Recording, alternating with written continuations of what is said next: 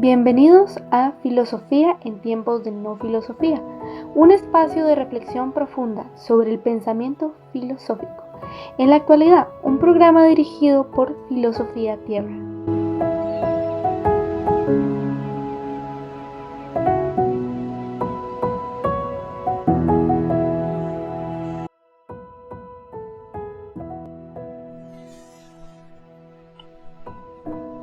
El que finge con la boca daña al prójimo, pero el honesto se libra con la sabiduría.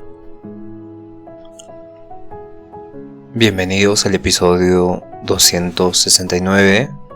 Mi nombre es Marco Antonio y estamos en el día 22 de Filosofía Política. Hoy nos toca hablar de la democracia representativa. Aquí vamos a abordar una pequeña introducción a qué es la democracia representativa. En el primer segmento vamos a hablar la definición y los principios básicos, la historia y la evolución desde la antigua Roma hasta las democracias representativas modernas, y vamos a hablar también de cómo funciona y la diferencia con otros sistemas políticos. Por ejemplo, la democracia directa. Luego pasamos al segundo segmento, que vamos a hablar de las ventajas y los desafíos de la democracia representativa. Vamos a hablar de las ventajas, los desafíos, ejemplos actuales y los debates contemporáneos.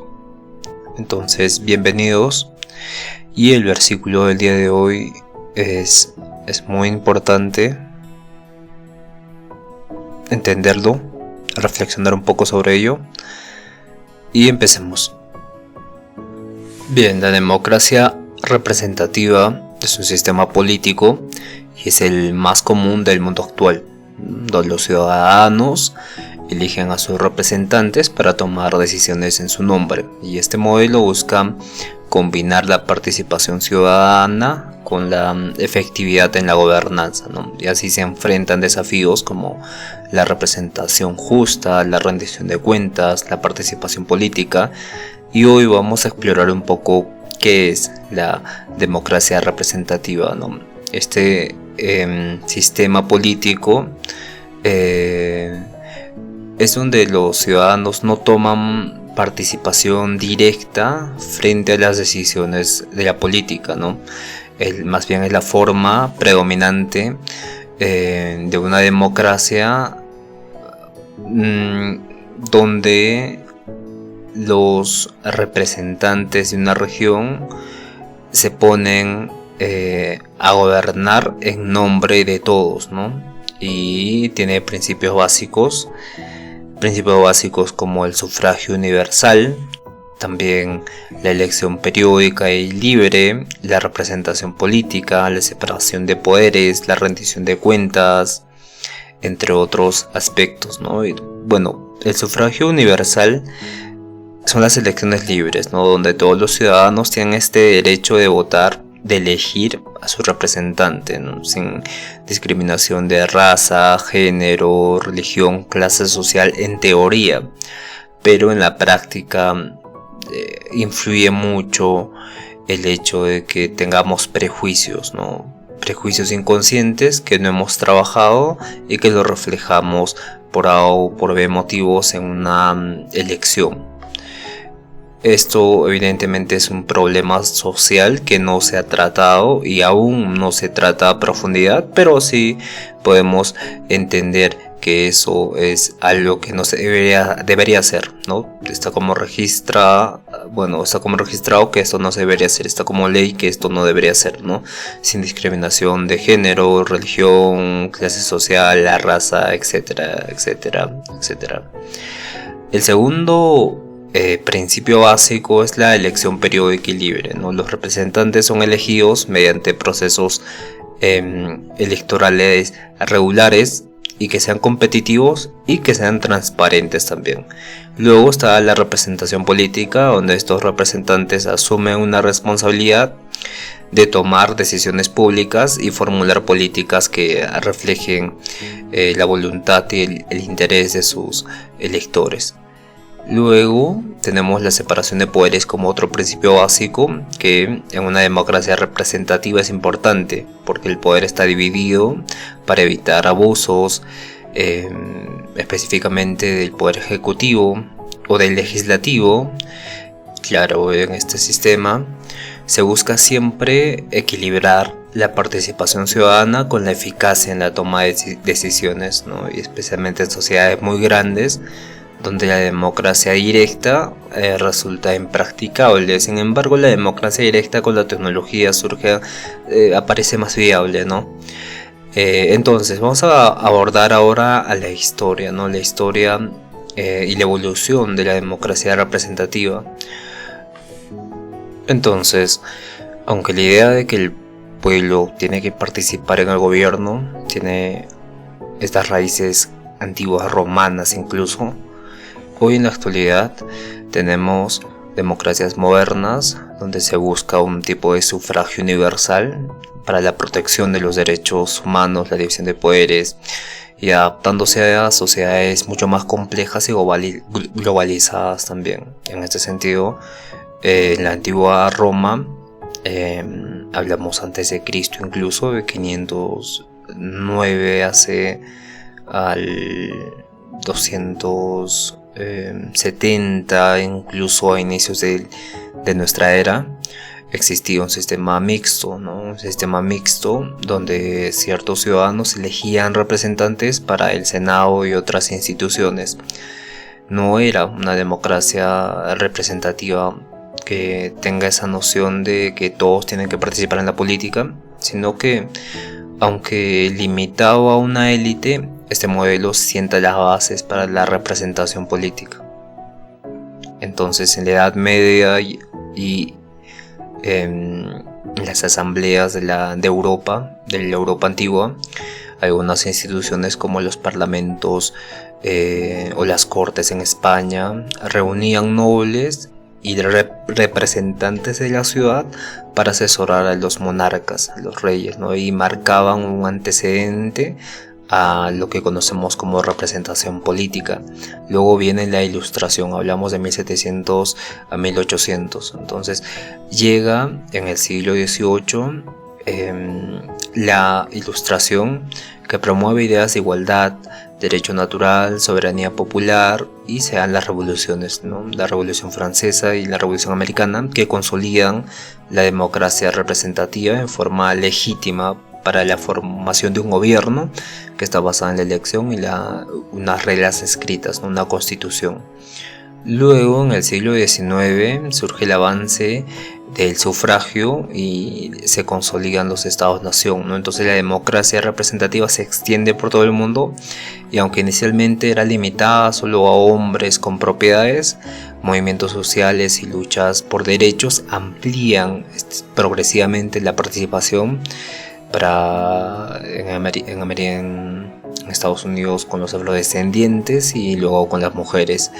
Y evidentemente surge la democracia representativa moderna, que se basa en el sufragio universal, la protección de derechos humanos y la división de poderes, ¿no? Ahora, la pregunta fundamental es, ¿qué sigue? ¿Cómo va a evolucionar la democracia representativa, o si va a acabar acá? ¿No? Porque vemos que los representantes políticos no representan el sentir general del pueblo. Entonces esto es un problema incluso de la lógica, que entra en contradicción con sí misma cuando uno pierde la libertad para ganar libertad y igualmente la pierde, y entonces se crea un tipo de democracia de la mayoría, no una tiranía, pero sí una injusticia. Y en ese sentido ¿pasaremos con la tecnología a una democracia directa o seguiremos con una democracia representativa? Que sin embargo tendría que cambiar algunos aspectos, ¿no? La pregunta es acá, ¿cómo cambiaría? ¿Cómo sería una democracia representativa ideal? Esa es la pregunta que se puede hacer, que nos podemos hacer hoy día. Ahora vamos a pasar a cómo funciona la democracia representativa. Entonces funciona con elecciones, donde los ciudadanos participan de elecciones periódicas para elegir a sus representantes, ¿no? Y estas elecciones tienen que ser libres, o sea, no debe haber coacción ni manipulación. Y evidentemente en países latinoamericanos, si no vas a votar, te multan, ¿no? Es un tipo de coacción muy disimulada, pero es un tipo de manipulación, ¿no? Económica en este caso. Y no debería ser así. Por ejemplo, en Estados Unidos las personas votan libremente y si no van a votar no pasa nada. Y tienen que ser justas, ¿no? Tiene que haber igualdad de condiciones para todos los candidatos, no con más propuestas para un candidato porque tiene más dinero y puede hacer más publicidad en los medios de comunicación, ¿no? Y luego tienen que ser transparentes porque tienen que existir mecanismos que garanticen la transparencia en las elecciones, ¿no? Para asegurar toda la integridad del proceso. Entonces el voto puede ser directo para cargos ejecutivos como presidente o gobernador y también para representantes legislativos, ¿no? Congresistas, senadores, entre otros.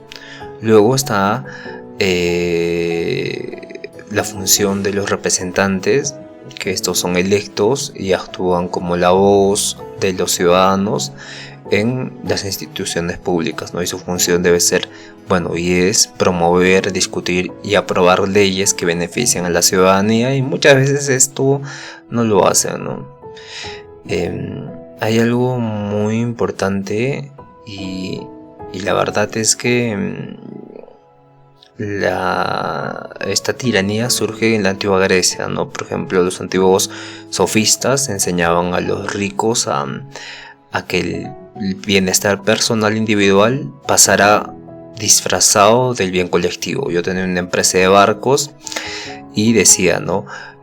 Tú tienes que convencer, yo sofista decía a este rico, tú rico tienes que decir que nos van a atacar y necesitamos más barcos para defendernos, y tú como construyes barcos te vas a beneficiar, entonces tú participa en las reuniones, participa en las sesiones y menciona esto, ¿no? De esta forma, ¿no? Con tal oratoria, este primer segmento o primera propuesta, esta primera idea primero, después viene esta segunda idea, surges gradualmente con el poder de la oratoria, de la palabra, para hacer esto. Entonces este rico iba a los senados, iba a las salas de reunión de los griegos, de las polis, y decía, ¿no? Necesitamos más barcos, hacía demagogia. Entonces en ese sentido se aprobaba esa ley y él salía beneficiado. Entonces surge de ahí este tipo de corrupción en la representación, ¿no? Donde los representantes muchas veces están vinculados con empresas multimillonarias y estas hacen que las leyes se aprueben y les beneficien a estas empresas y no a los ciudadanos. Bien, en ese sentido ellos deben proponer la discusión, la forma de ver lo que es mejor para el pueblo y no lo que es lo mejor para algunas empresas, en este sentido, o algunos intereses en general. Luego tenemos que los representantes tienen que ser defensores de los intereses de los electores. Esto se puede dar y se tiene que dar a nivel local, a nivel regional y a nivel nacional, ¿no?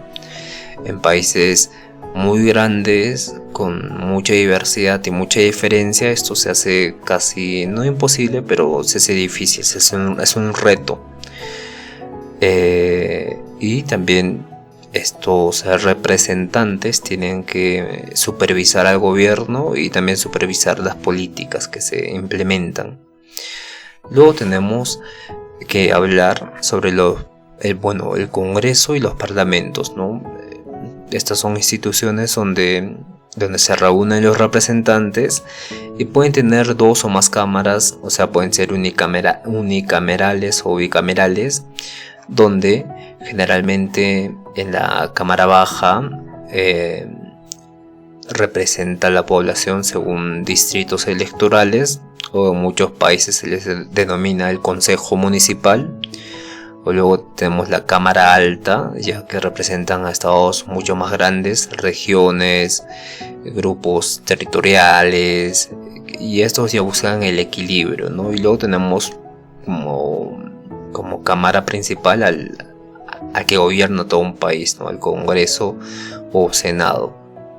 En este sentido, el Parlamento sirve para que se debatan, para que se aprueben leyes y también para que se fiscalicen todo lo que hace, todas las acciones que hace el Poder Ejecutivo, ¿no? Y también para establecer políticas públicas nuevas y que promuevan un mayor bienestar a la sociedad.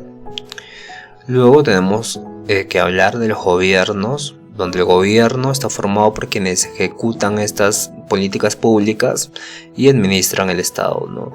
Generalmente encabezado por un presidente, un primer ministro y luego por un canciller, ¿no? Y en sistemas presidenciales el presidente es elegido directamente y tiene amplias facultades ejecutivas. Luego, en sistemas parlamentarios, el jefe de gobierno es elegido por el Parlamento y depende de su confianza. Entonces el gobierno debe rendir cuentas ante el Parlamento y a través de este es a la ciudadanía directamente, ¿no? Pero la ciudadanía no decide si aprueban o no aprueban a este gobernante, sino que lo hace el Parlamento y los representantes. Estos representantes muchas veces están negociando bajo la mesa y aprueban injusticias del gobierno. Y evidentemente esto es algo que daña a la sociedad y a la democracia en general, ¿no? Entonces vivimos en países no perfectos, pero que pueden llegar a ser perfectos. Bien, entonces las diferencias entre democracia representativa, democracia directa y otros sistemas políticos consiste en la forma en que los ciudadanos van a participar, ¿no? Como vimos en el sistema representativo, los ciudadanos eligen representantes que van a tomar decisiones en su nombre, y es práctico para las sociedades grandes y complejas donde la participación directa no es posible porque son muchos, ¿no? Bien, cada decisión sería inviable. Bueno, esto tiene una contraparte que es la democracia directa, ¿no? En la democracia directa los ciudadanos tienden a participar de manera directa y personal en la toma de decisiones políticas sin intermediarios, ¿no? Esto incluye referencias, consultas populares sobre nuevas leyes o nuevas políticas que se quieran aplicar, asambleas ciudadanas donde se van a discutir, van a decidir temas públicos. Aunque esta es la forma pura de democracia, esta es la mejor forma de democracia, suele funcionar mejor en comunidades pequeñas, en cuestiones muy específicas, ¿no? Ya que es difícil implantar esto a una gran escala, a no ser que usemos medios tecnológicos como los celulares, ¿no? Y que existan cierto consejo en cada departamento, en cada estado, donde se decida qué ley va a promoverse o no, y que el voto general de la mayoría de un departamento se sume a un voto nacional, por ejemplo, donde se iniciaría primero los votos en pequeños departamentos y provincias, y luego se los llevaría a una cuestión más grande, ¿no? O a un país, por ejemplo. Pero esto también sería representativo, no sería de forma directa. Entonces ahí está el problema también, que a gran escala esto suele ser muy difícil de aplicar. Y otros sistemas políticos, como hemos visto episodios anteriores, como el autoritarismo, la monarquía absoluta, la oligarquía, la tiranía o dictadura, son formas de gobierno no democráticas, opuestas a toda la democracia en sí. Son opuestas a la democracia. En este sentido, vamos a pasar las ventajas y las desventajas ahora en este segundo segmento de la democracia representativa. Bien, la democracia representativa ofrece muchas ventajas que la hacen un sistema justo y adaptable, especialmente en sociedades complejas y muy grandes, ¿no? Uno, es la eficacia en la toma de decisiones. En lugar de requerir la participación directa de toda la ciudadanía en cada decisión, el sistema va a delegar esta tarea representativa, lo que va a facilitar la gestión y también va a ser más organizada, ¿no? Y esto es vital para gobernar de forma ordenada y millones de habitantes, ¿no? En temas complejos, por ejemplo, se requiere un conocimiento específico y evidentemente no todos van a tener este conocimiento específico. Sin embargo, con el acceso a internet es posible. Por esto mencionaba antes que la democracia representativa no se tiene que acabar, sino que tiene que ser reemplazada por una democracia pura.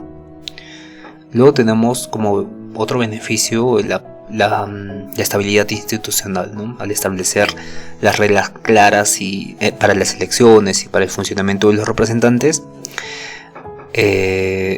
al poder dividir entre ramas de gobierno, la democracia representativa va a fomentar la continuidad, la estabilidad política, y esto va a reducir la posibilidad de conflictos violentos o cambios abruptos de poder, fortaleciendo así la confianza social en las instituciones. Y la última ventaja es la profesionalización de la política, ¿no? Los representantes suelen ser políticos profesionales, expertos que dedican su tiempo a engañar, muchas veces a gestionar políticas públicas, tienen estudios de administración pública, de la legislación y demás, pero también tienen cosas negativas, como hablamos al inicio. Entonces esto permite que las decisiones estén fundamentadas en base a análisis, estadística, experiencia, en lugar de basarse únicamente en la opinión pública inmediata, ¿no? Sin embargo, esto es algo negativo, porque en esta cultura de expertise de todo, nosotros debemos ser expertos en todo para poder elegir correctamente, ¿no? Me refiero a que en vez de pensar que los demás pueden gobernarnos por ser mejores, es mejor crear sociedad de mejores, o sea, educar a las personas en las leyes que van a decidir si van a ser aprobadas o no. Entonces, educación cívica es muy importante, pero sobre todo educación política, ¿no? Educación política es muy importante, cosa que en países latinoamericanos no ocurre muchas veces, ¿no? No solo en latinoamericanos, sino en todo el mundo en sí. Luego pasamos a los desafíos que va a tener la representación y, por ejemplo, el clientelismo, la baja participación ciudadana, la influencia de intereses especiales es uno de los problemas, porque aunque la democracia representativa va a tener múltiples ventajas, también va a enfrentar importantes desafíos que van a afectar su funcionamiento y su legitimidad. A veces los políticos se van a distanciar de las necesidades, de las preocupaciones de sus electores, generando así una sensación de desconfianza y desconexión, ¿no? Porque muchas veces estos políticos permanecen en la capital del país y no van a sus pueblos o a sus regiones, ¿no? Y esto puede hacer que las decisiones no reflejen las prioridades ciudadanas, ¿no? Y que la ciudadanía se sienta excluida del proceso político. Luego tenemos también la desventaja del clientelismo y el populismo, ¿no? En contextos problemáticos de política, ella va a hacer intercambios de favores personales, va a beneficiar inmediatamente a los que lo apoyaron en la etapa de elecciones. Entonces, en lugar de propuestas pragmáticas o principios democráticos, van a apoyar leyes o van a beneficiar a ciertos grupos, y esto va a debilitar las instituciones y la calidad de la representación. Luego tenemos la baja participación ciudadana, ¿no? Aunque las elecciones van a ser periódicas, muchos de los ciudadanos muestran desinterés y desconfianza hacia la política porque su opinión no se toma en cuenta, ¿no? Se toma en cuenta cada 5 años, ¿no? 5 años, imagínate, ¿no? En 5 años es una vida. Bueno, no es una vida, bueno, sí es una vida, ¿no? Entonces lo que va a reducir esto la legitimidad del sistema y favorece también la influencia de grupos organizados y minorías activas, ¿no? Que básicamente son los grupos empresariales o grupos de poder. En este sentido también tiene una fuerte crítica, un fuerte desafío, que es la influencia de intereses especiales, ¿no? Los sectores económicos o corporaciones, grupos de poder pueden influir desproporcionadamente en las decisiones públicas a través de lobbies, financiamiento político, presiones, y esto va a afectar la equidad y el interés general por la política. Ahora pasaremos a los ejemplos de la democracia representativa. Tenemos al Reino Unido, que tiene el parlamento bicameral, o sea, cámaras de los comunes, que se elegía por el voto popular, y las cámaras de los lores, ¿no? El primer ministro lidera el gobierno y es responsable ante el parlamento, ¿no? Y el monarca tiene este rol simbólico, la reina o rey. Entonces en Alemania también se ve una democracia representativa. La cámara baja, el Bundestag,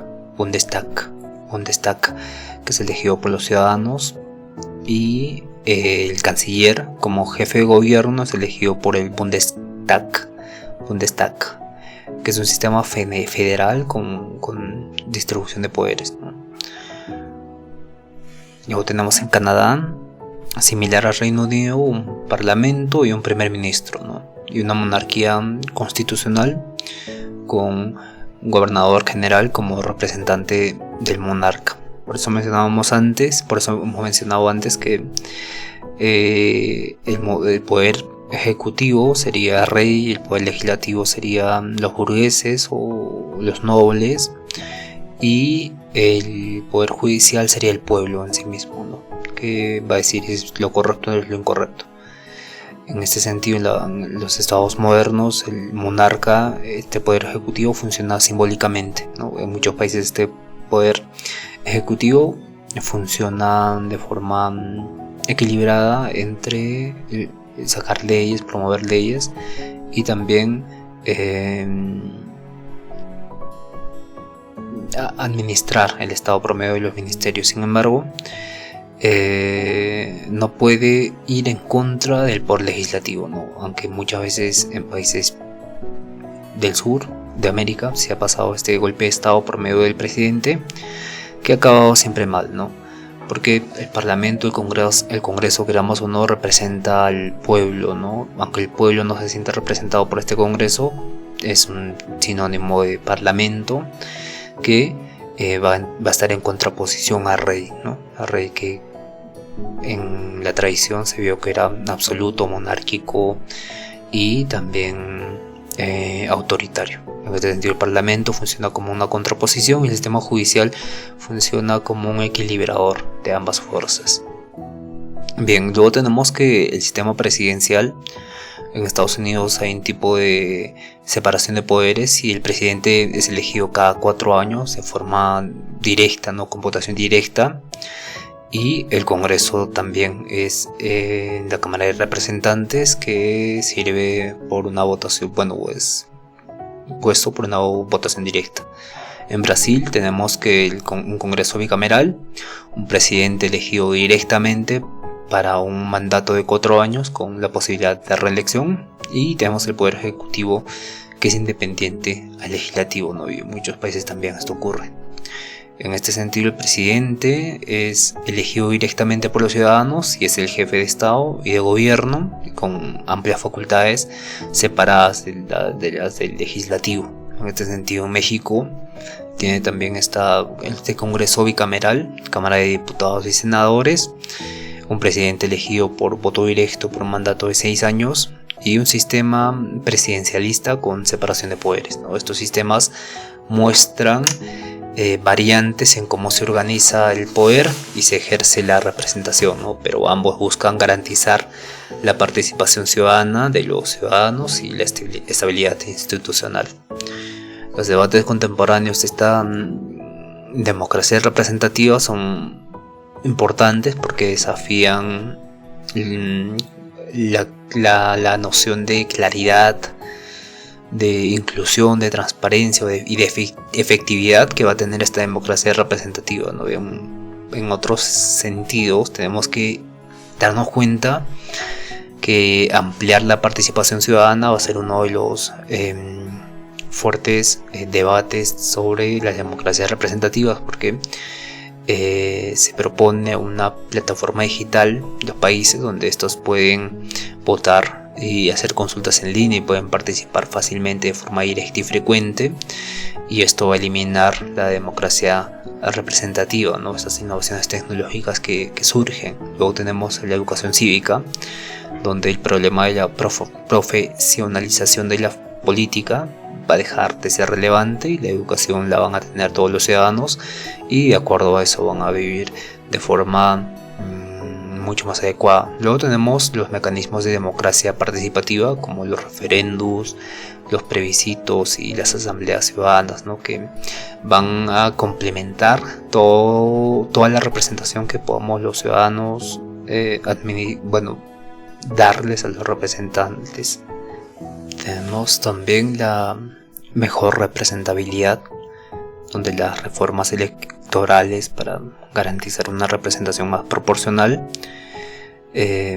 tienen que favorecer a los partidos tanto grandes como minoritarios, y esta reforma electoral tiene que hacer sistemas que favorezcan a todos, ¿no? La se puede mejorar esta representabilidad con incentivar la diversidad de candidatos y también promover la inclusión de las mujeres, tanto jóvenes o minorías étnicas y sociales, y luego también fomentar la rendición de cuentas y la transparencia para que los representantes respondan mejor a sus electores.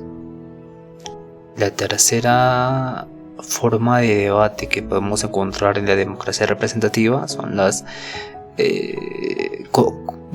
combatir la corrupción y también la influencia de intereses especiales, ¿no? La legislación escrita muchas veces es estricta cuando se financian con campañas y lobbies, ¿no?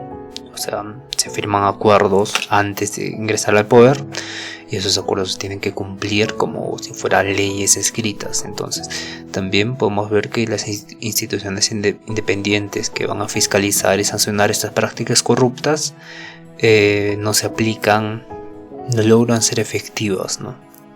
Luego también está el debate del diálogo y el consenso, ¿no? Fomentar este diálogo y este consenso para estimular espacios de debate público que sean inclusivos y que incentiven la cooperación entre partidos y actores políticos para ahí fomentar la gobernabilidad. Bien, estos debates buscan revitalizar la democracia, en este caso representativa, adaptándola a los retos del siglo XXI y recuperando la confianza del ciudadano, de la ciudadanía. En muchos casos los representantes de la ciudadanía terminan siendo corruptos, terminan siendo perversos y en muchas ocasiones terminan en actos de corrupción, ¿no?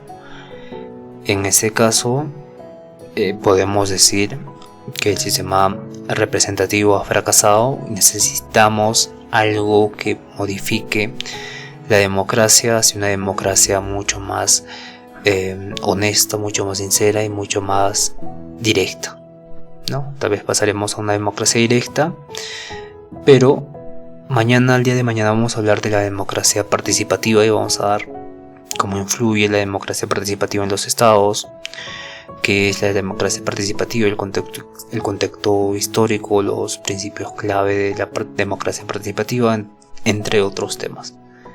Bien, nos vemos el día de mañana.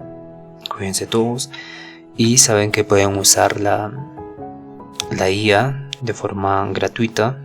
Dejé un blog de notas donde pueden reflexionar sobre lo que van buscando, pueden escuchar episodios, pueden ver videos. También vamos a dejar un tipo de examen y curso más adelante. Y nada, muchas gracias por escuchar.